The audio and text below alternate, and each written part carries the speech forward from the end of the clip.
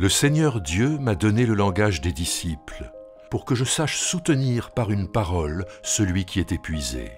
Chaque matin, il éveille mon oreille pour que j'écoute à la manière des disciples. Le Seigneur Dieu m'a ouvert l'oreille, et moi, je ne me suis pas rebellé et je ne me suis pas dérobé.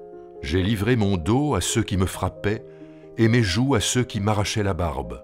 Je ne me suis pas détourné des insultes et des crachats. Mais le Seigneur Dieu m'a secouru. C'est pourquoi je n'ai pas été confus. C'est pourquoi j'ai rendu mon visage semblable à du granit, sachant que je n'aurai pas honte.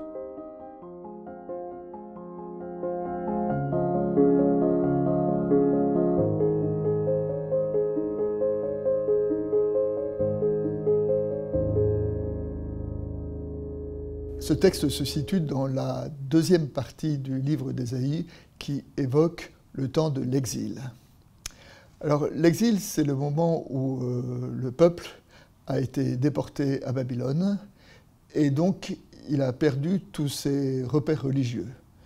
Il n'y a plus de temple, donc il n'y a plus de sacrifice, donc les prêtres ne servent plus à rien et ce temps d'exil a été donc l'occasion d'une reconfiguration spirituelle et théologique, une nouvelle compréhension de la présence de Dieu auprès de son peuple. Non pas un Dieu qu'il faut aller vénérer dans un temple, mais un Dieu qui accompagne son peuple dans ses marches. Et la deuxième partie d'Ésaïe est notamment marquée par la présence des chants des serviteurs qui dépeint ce serviteur, une image de Dieu, sous un regard un peu singulier. Le texte de ce dimanche est le troisième chant du serviteur. Il dit qu'il a été envoyé pour soutenir ceux qui étaient épuisés et son soutien, sa présence va jusqu'à subir lui-même l'opprobre du peuple puisqu'il dit à propos de ce serviteur « J'ai livré mon dos à ceux qui me frappaient et mes joues à ceux qui m'arrachaient la barbe. Je ne me suis pas détourné des insultes et des crachats. » Donc on voit bien que c'est une déconstruction radicale de l'image de Dieu qui est présentée dans ces chants du serviteur, déconstruction qui correspond à la reconfiguration religieuse de l'exil.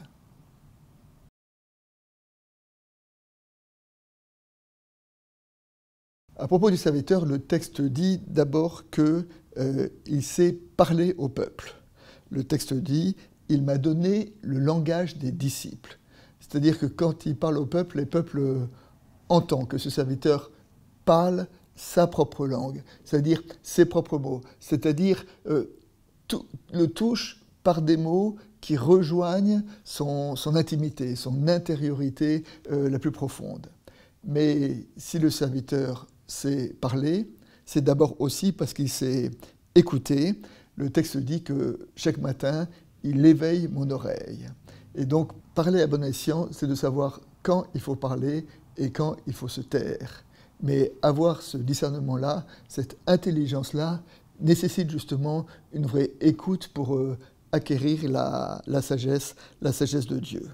Et cette écoute a conduit le serviteur jusqu'à subir lui-même les offenses du peuple au milieu duquel il vit, puisque le texte, nous l'avons lu tout à l'heure, dit que on lui a arraché la barbe, il ne s'est pas dérobé à ceux qui lui crachaient dessus et qui le rouaient de coups. Il a pu résister, dit le texte, parce qu'il n'avait pas honte. Le fait de ne pas avoir honte, c'est-à-dire de savoir pourquoi on dit ce qu'on dit, pourquoi on est ce qu'on est, aide à résister dans les temps d'épreution. Et comment ne pas remarquer que cette image du serviteur a été interprétée dans le christianisme comme une préfiguration de l'image de Christ, car pour nous chrétiens, qui est celui qui a été flagellé, humilié, frappé, insulté, si ce n'est justement le Christ, et notamment le Christ en croix. Et cette image du serviteur est une préfiguration de cette reconstruction de la compréhension de Dieu, un Dieu qui ne se révèle pas en massacrant ses ennemis, mais en subissant la violence de la part de ses ennemis, la non-violence fondamentale du Dieu de l'Évangile.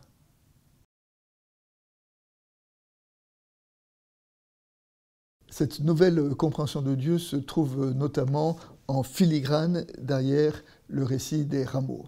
Ce récit, en effet, repose sur un grand quiproquo, puisque d'une part, il y a Jésus qui arrive à Jérusalem et qui est acclamé par la foule qui voit en lui le roi qu'elle attend, mais nous savons que ce roi, et Jésus le sait aussi, c'est sur une croix qu'il va être glorifié.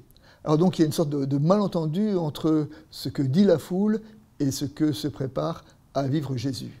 Et ce malentendu, c'est justement cette déconstruction-reconstruction de l'image de Dieu qui avait été annoncée par le texte d'Ésaïe, ce texte d'Ésaïe qui nous dit que c'est en étant serviteur, le texte d'Ésaïe qui dit que le serviteur est justement celui qui est humilié, insulté, flagellé.